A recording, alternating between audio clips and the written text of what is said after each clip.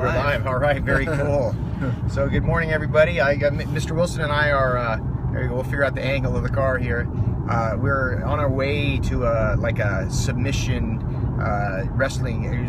grappling tournament, jiu-jitsu tournament. My son Alex is actually competing today. He has his first, individual, I guess, super fight, whatever you want to call it, and Mr. Wilson's going to corner him, and so in the process we're talking about the value of competition, and give me some thoughts. Why is stuff like this, it can be, by the way, competition for everybody, but it can be a really good thing for a lot of people. Give me your thoughts on it. So I think competition can be one of those things that really motivates you, because you've got, you're training with intensity, you're training with a goal in mind. So whether or not you end up winning the match or the tournament or whatever, that's kind of the icing on the cake, I think of it, but it's just training with more of a kind of an intensity in your mindset. And you don't have to, obviously for competition, like from 1974 to about 1989, for about 15 years, I competed all the time, right? In karate tournaments, and it was a great experience for me, and I lost plenty, but I won a decent amount as well. But for me, it's what got me to train. So whatever happened on the tournament on Saturday, I was training for it, and when you train, you get better. Right. And I think you don't have to compete. I'm not telling everybody they need to go out and compete, right? Sure. Right. But you got to find, a lot of people need a motivation to do it. You know what I'm saying? So I know you have a great work ethic when it comes to martial arts, but I've never seen you as fit as you were last February. Yes, right? Sir. Yeah. And so when you fought you took that fight real seriously. How long did you prepare for that? So usually, if I'm doing any kind of competition, I'll usually set a game plan of at least 3 months out.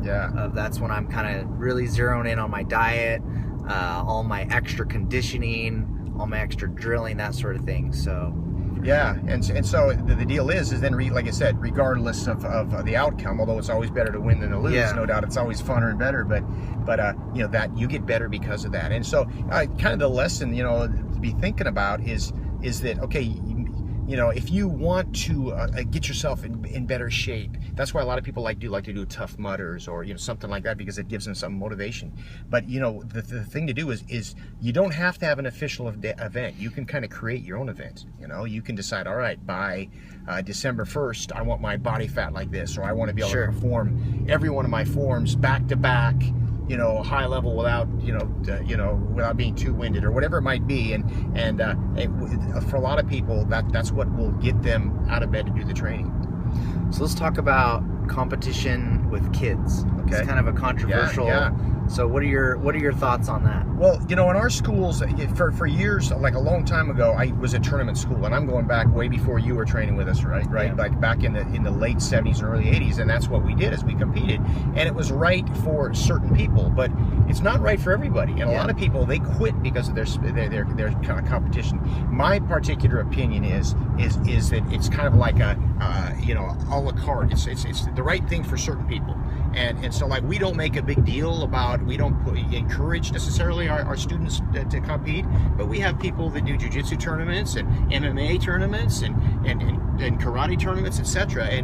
But they've got to kind of want to do it. And I think that if you are going to have a competition, I think the emphasis, it's super important to make sure, obviously, you're going to events where the reffing is official. Sure. And you also program your students ahead of time about the value of win, lose, or draw, the value of competing, right? Sure. And when you go in with that kind of mindset, then you're going to handle whatever happens a little bit better. Cool.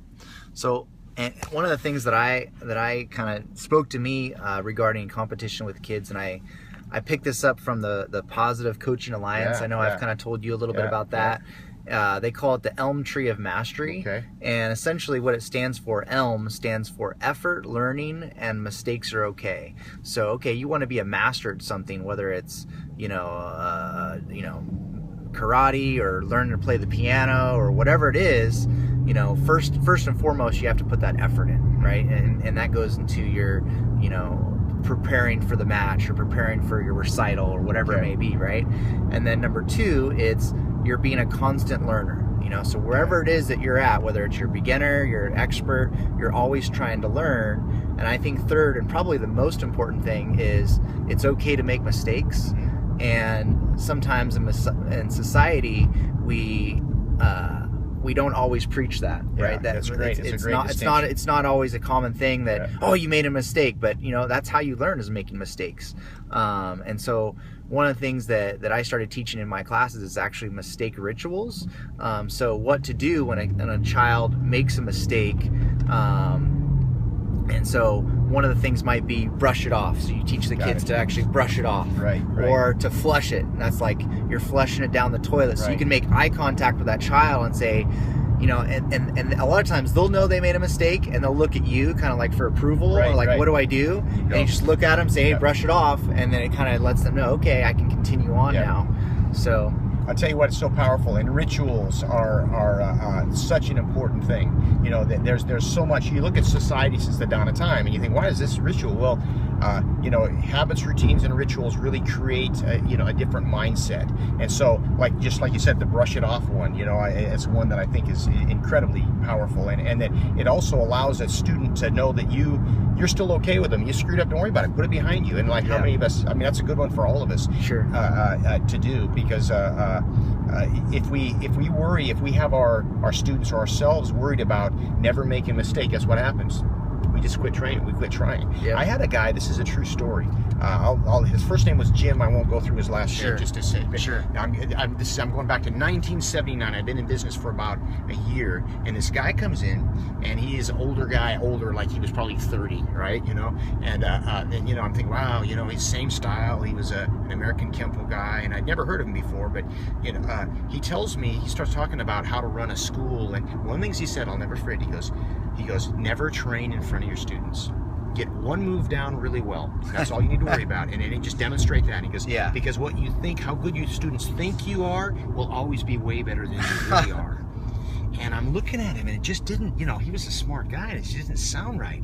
And I remember at the time having a decision of, like, you know, I was a young black belt, I had a school, and I'd been competing, but now I was worried about competing because I'm the head instructor. You know, what happens if I lose, right? And so I remember making the decision that, fortunately, like, you know, that advice sucks. It's not good advice. And so, you know, it's kind of like you go one way or the other, right? And so I said, okay, I don't know about you guys, I don't know about, but I felt more than one time that, you know, that I'm not deserving of this rank. So what am I going to do? I got to train hard to be deserving of it. And so fortunately, like for me, you know, I trained hard, and I did pretty well because of it. But I know a lot of people that you know, and I understand why that mindset can get inside their head, you know, where like, okay, you know, I don't want to, I'm the master instructor. You know, my students got to see me doing everything like perfect. If I don't beat all my students, then they're not going to think I'm very good, and they're going to leave me. Exactly. Right? Exactly. Which really, you know, being, you know, the reverse. I mean, I think people respect you when you're out there just trying to do stuff, you know? You know, even if it's not perfect. I think in the long run, you know, that's anyway, a healthier way to go about things. For sure. Cool. All right. Thank you, sir. Oh, thank you, sir. All right. Well, you guys have a great day, and thanks for watching. And find a reason to train. Find a reason to train. Find a reason to train, and yeah, compete in something. Yes. Compete against yourself. All right.